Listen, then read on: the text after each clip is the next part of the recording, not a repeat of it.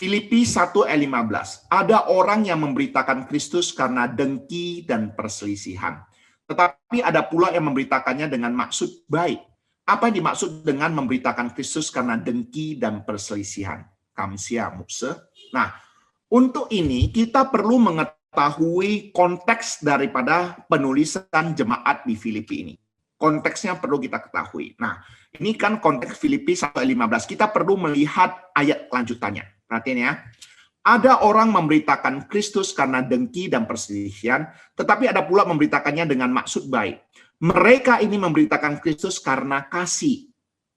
Sebab mereka tahu bahwa aku ada di sini untuk membela Injil. Tetapi yang lain karena kepentingan sendiri dan dengan maksud yang tidak ikhlas. Sangkanya dengan demikian mereka memperberat bebanku dalam penjara.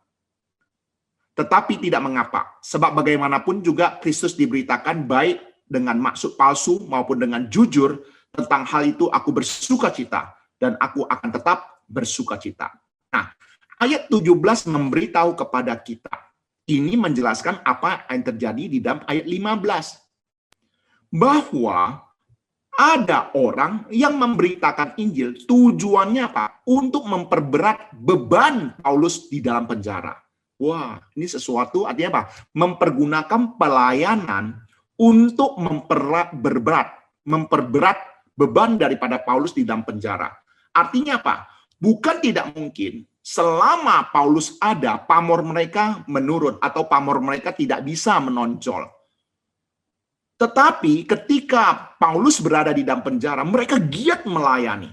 Mereka giat memberitakan Injil. Sangkanya adalah ketika mereka giat melayani, membuat Paulus yang berada di penjara, yang tidak bisa berbuat banyak lagi, menjadi sedih, menjadi tawar hati, dan sebagainya. Tetapi justru Paulus mengatakan, tidak mengapa.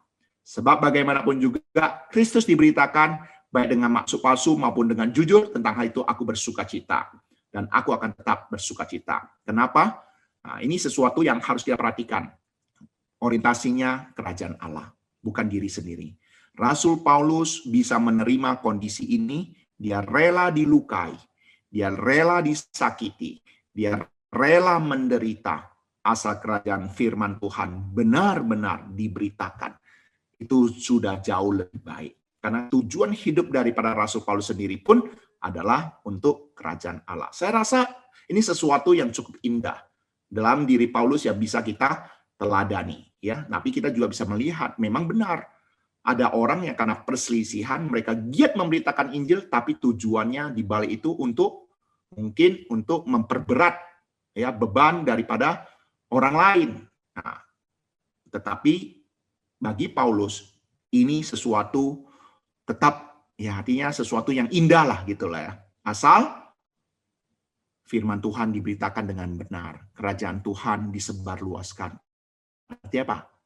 Asal Injil benar-benar diberitakan. Jiwa-jiwa benar-benar dijangkau. Itu tujuan utamanya.